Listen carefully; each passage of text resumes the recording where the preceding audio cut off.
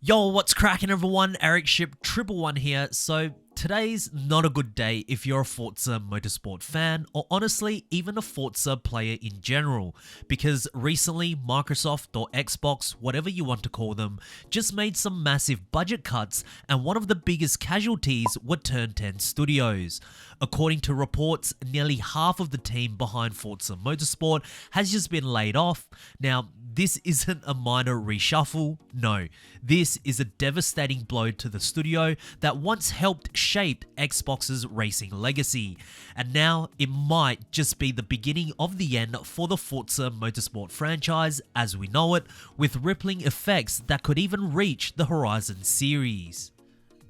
Now look, I know I had some pretty harsh words for Turn 10 when Forza Motorsport released back in October of 2023, and I still stand by everything I said.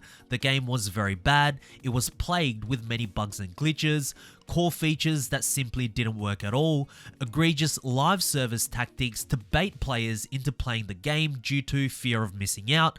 I mean, a lot of silly decisions were made leading up to the game's launch. And normally when I see a AAA studio release a title in such a horrendous state and the team gets laid off, I just think, well, you make the bed that you sleep on. However, in this situation, it's a little more complicated than what consumers like you and I see on the surface. If you've seen the video titled The Exhausting Development Behind Forza Motorsport, then you'll know exactly what I mean, because after hearing the behind the scenes stories from a real developer like this terrain artist that made the video, who poured his soul into crafting the mountains and vistas for tracks like Hakone and Maple Valley, then perhaps it's more understandable why Forza Motorsport didn't deliver. It wasn't necessarily due to complete utter incompetence from the developers, but rather a case of developers being chewed up and spat out by a broken corporate system from the higher-ups known as the 18-month contractor rule, a policy by Microsoft where new developers can only work for 18 months before being forced to take a 6-month break, all with no pay, unless Microsoft decides to hire you as a full-time employee, which according to the video almost never happens. So with that in mind, I've become far more empathetic towards Turn 10 Studios and the developers behind the scenes. I now see why Forza Motorsport launched in such a rough state and why it never delivered on the next gen promise, because how could it when the very foundation many of these developers were working on was unstable to begin with? Microsoft's corporate structure never gave these developers a real chance to succeed, and in the end, the only ones that suffered are the people who truly put their soul into the game, trying to prove themselves that they're worthy enough to become a full-time employee, and the motorsport series itself. Now, you might be asking then, what does this mean for Forza Motorsport and its future? Well, given that almost 50% of the team is now gone, which was reported to be around 70 staff members, I don't think we are going to see monthly updates for this game anymore. Maybe whatever was planned that has yet to release for the rest of the year, that's the content we'll see, but I doubt we're going to see many new cars, tracks, and improvements to the game. It's funny, with the benefit of hindsight now, Update 21 almost seems like Turn 10 knew the cuts were happening, hence why they began reintroducing old career tours, even with open spec racing where all classes are now available in featured multiplayer, and even with Update 20 with Fujimi Kaido. Maybe that was Turn 10's last big hope to turn this series around, but sadly, even though it did make the game a little more exciting, along with many improvements that were made throughout the game's life, it just wasn't enough. One source stated that the layoffs at Turn 10 are leaving enough people to keep Forza Motorsport quote-unquote up and running, which doesn't sound all too optimistic at all. To me, up and running sounds like eventually an offline patch will release once all the FOMO career tours and all the car rewards will be reintroduced permanently and Forza Motorsport just rides off into the sunset. Now, before I get into how this could potentially affect Forza Horizon and Playground games, I'm going to go on a small rant. I gotta be honest, I don't even know if I can trust Microsoft at this moment with what they're doing to Xbox. It feels like all they care about is acquiring publishers and studios, spending billions of dollars, and only keeping the ones that deliver immediate ROI or satisfying their Game Pass growth metric.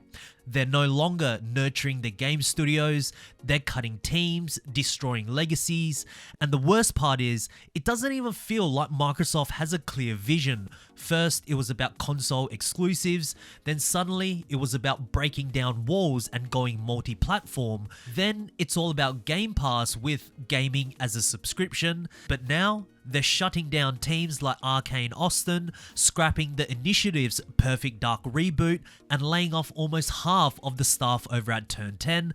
Just for what? So they can milk another Call of Duty Black Ops release filled with microtransactions, or sell a second remaster of Gears of War on PS5, not because it expands Xbox as a brand, but because they're probably trying to claw back money from all of the studio acquisitions. Honestly, I think Microsoft right now is kind of scrambling. They aren't seeing the returns they expected from buying Activision Blizzard, Bethesda, and all the other studios, and now they're turning towards their own first-party teams and asking, why aren't you making any money, instead of how can we help build something great? That's potentially why Forza Horizon 5 is even on PS5 in the first place. Yes, it reportedly made over $100 million in its first month on PlayStation. Now, that's a huge win on paper, but let's not pretend that this was a move made from a position of strength. If Xbox were truly thriving, they wouldn't be giving away one of their biggest homegrown IPs. Do you also think Sony would ever allow Gran Turismo to be on Xbox?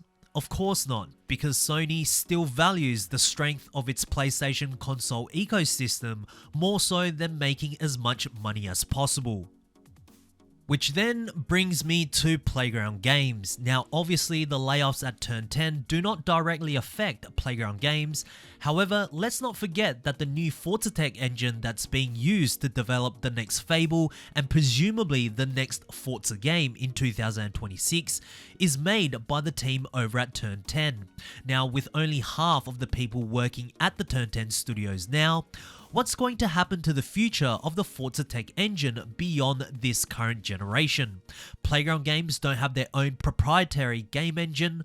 Will Microsoft be willing to keep Turn 10 around just to develop game engines for Playground Games, assuming that this will be the last Forza Motorsport? I don't know. Not only that, this could also affect how much new content we will see in the next Forza game, since Turn 10 and Playground Games do often share cars and assets between the studios. I'm also unsure if the next Forza game will be a direct sequel to Forza Horizon 5. It could perhaps be something completely different, possibly a merge between Forza Horizon and Forza Motorsport, spawning a totally new series. Who knows? And also, another thing that makes me a little worried with Playground Games is the recent announcement of Fable being delayed to 2026. Is there a slight chance that Microsoft could perhaps cancel the project altogether? I mean, at this point, never say never. Just because Phil Spencer announced some titles at this year's Xbox Game Showcase, we now know that some may not come to fruition. Look, at the end of the day, if we look at the iconic IPs that made Xbox special like Halo and Gears of War, and look at where they are now, they're largely forgotten, mishandled, and simply struggle to stay relevant, not because of the franchises themselves, but because of Microsoft's consistent mismanagement and bad leadership decisions. And now, Forza Motorsport is dangerously close to joining that list. And don't think for a second that there's no chance Forza Horizon ends up in the same position, because it's 100% possible. But anyways, let me know what you guys think about the layoffs over at Turn 10. Do you think we'll see more content for Forza Motorsport in the very near future? Or do you believe this could be the end of Forza Motorsport? Share us your thoughts down in the comment section below, as I do read all of your comments, guys. But anyways, if you guys did enjoy today's video, please make sure to smash the thumbs up button, as it really does help me out. And of course, if you guys would like to stay up to date with everything Forza related, be sure to subscribe, and I hope to see you guys in the next video. Peace.